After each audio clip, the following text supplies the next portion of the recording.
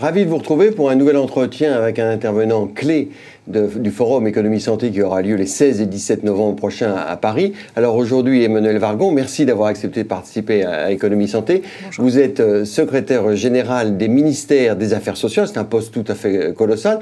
Mais ce qui nous intéresse aujourd'hui, c'est que vous êtes aussi coordinatrice des ARS, des agences régionales de santé. Vous participez à Économie Santé à une séquence sur le financement des dépenses de santé. Alors justement au niveau régional, comment est-ce que dans le PLFSS, dans le projet de loi de financement de la sécurité sociale pour le 2012, est-ce qu'il y a des grandes modifications? Il y a la création d'un fonds d'intervention régional. Est-ce que réellement ça va permettre de modifier les choses et de financer mieux là où on veut faire des efforts? Oui, normalement, ça devrait vraiment faire avancer les choses parce que pour l'instant, on a un financement très cloisonné, très vertical, une enveloppe ville, une enveloppe hôpital, un financement offre par offre et puis acte par acte. Là, l'idée, c'est de permettre aux ARS de financer des projets, de financer les liaisons, les chevilles ouvrières. Je vais prendre un exemple concret, ce sera plus parlant. Tout le monde parle depuis longtemps du parcours des personnes âgées. Le HCAM, le Haut Conseil à l'avenir de l'assurance maladie, encore récemment a rendu un rapport disant qu'il faudrait avancer vers des prototypes de prise en charge qui regardent mieux la liaison entre la maison de retraite, l'hôpital, les urgences souvent, et la ville. Typiquement, pour organiser une coordination de ces offreurs, pour se projeter sur un parcours, pour mettre en place un numéro d'appel unique pour la sortie du patient âgé, particulièrement le week-end, il faut un peu d'argent. Il faut pouvoir monter le projet avec les acteurs qui sont volontaires et pour ça, on a besoin d'un fonds qui soit ni ville, ni hôpital, ni médico-social, qui soit transversal. C'est la fameuse fongibilité des enveloppes entre la ville, l'hôpital, le médico-social.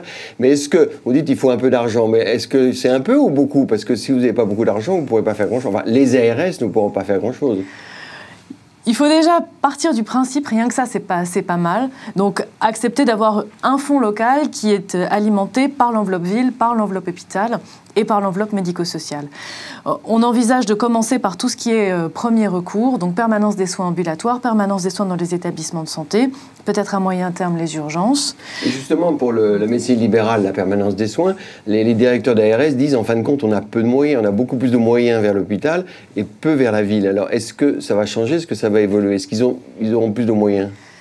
Non seulement ils n'ont pas énormément de moyens, mais en plus ils n'ont aucune capacité de réallouer d'un secteur à l'autre. Si je prends la permanence des soins, c'est un secteur intéressant parce que une fois qu'on a remonté une sectorisation avec des médecins libéraux qui acceptent de revenir dans un système de garde, parfois ça a toujours été le cas, parfois ça s'était un peu délité, ça permet de se demander si la garde hospitalière est bien positionnée.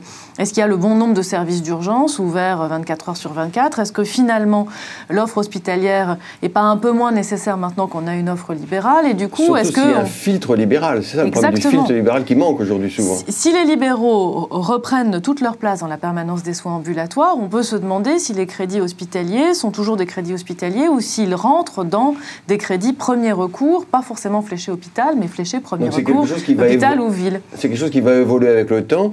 Et au niveau des ARS, il y a vraiment la possibilité d'allouer des budgets d'un secteur à l'autre. Et on dit que l'hôpital coûte trop cher et de réinvestir vers le libéral? L'idée, c'est de partir du besoin. Donc, je ne sais pas si ça mènera à investir plus de l'hôpital vers la ville ou plus de la ville vers l'hôpital. Et puis, il ne faut pas opposer l'un ou l'autre, sinon on n'en sortira jamais. Si, in fine, il faut compter euro par euro. Mais l'idée, c'est qu'il y ait une masse de crédit avec une plus grande marge d'utilisation et que, du coup, à partir du besoin du territoire, d'un projet des acteurs, on puisse dire, bah là, finalement, les moyens qui manquent, c'est de la coordination qu'il faut mettre à la maison de santé pluriprofessionnelle, parce que c'est là qu'ils sauront le faire, ou à l'hôpital local, ou éventuellement sur une régulation centre 15 ou toute autre chose. Est-ce qu'on ne va pas vous dire que la médecine libérale est avant tout gérée par l'assurance maladie, par la convention médicale? Alors est-ce qu'il faut un ORDAM? Est-ce qu'à votre avis, personne n'est pour l'ORDAM et tout le monde en parle, est-ce qu'à votre avis on va arriver vers un objectif régional des dépenses de santé? On ne parle pas du tout de la même chose. Là, on est vraiment sur du financement de projets, donc complémentaire au financement à l'acte tel qu'il a été conforté par la convention médicale. Je pense que l'ORDAM pose plein de questions difficiles à traiter, donc je pense qu'on n'est pas du tout prêt pour l'ORDAM aujourd'hui. Parce qu'en gros, l'ORDAM, ça serait transférer la régulation prix-volume du niveau national au niveau régional.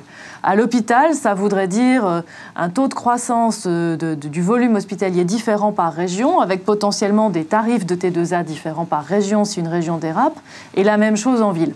On n'imagine pas aujourd'hui dire que le tarif de la consultation évolue différemment selon l'endroit du territoire où on est. On a un financement conventionnel, il a été réaffirmé, la convention a été signée. Donc l'ORDAM, on n'y est vraiment pas, je crois que ce n'est pas le modèle dans lequel on se situe. Par contre, la capacité à accompagner en complément des financements individuels, des financements sur performance collective, sur projet collectif, là, il y a vraiment besoin de trouver un peu d'espace pour ça. Et alors, ce petit espace, dernière question, est-ce qu'on a une idée du montant aujourd'hui? Est-ce que dans le PLFSS, c'est défini ou comment ça va se définir? Alors, le PLFSS ne définit pas de montant pour l'instant. Le ministre a annoncé un ordre de grandeur autour d'1,5 milliard d'euros pour commencer. Pour l'ensemble des régions? Pour l'ensemble des régions. Ça vous paraît beaucoup, pas beaucoup? Bon, ça me paraît déjà pas mal. Vous n'allez pas dire ça me paraît déjà pas ministre. mal. Oui. Ça couvre les crédits de modernisation hospitalière, les crédits d'intervention de l'ACNAM du FIX, le Fonds de la qualité des pratiques du côté des libéraux, et puis les crédits de premier recours. Je pense que si on arrive à démontrer l'utilité comme ça, on montera en charge progressivement. Ce que j'aimerais, c'est qu'à moyen terme, on ne se demande pas, mais in fine, est-ce que ça a financé la ville, l'hôpital et comment? Qu'on regarde si ça a financé des projets qui marchent et qu'on évalue sur résultat. Merci Emmanuelle Wargon. Et donc on se retrouvera le 16 et 17 novembre pour le Forum Économie et Santé des éco-conférences. Merci.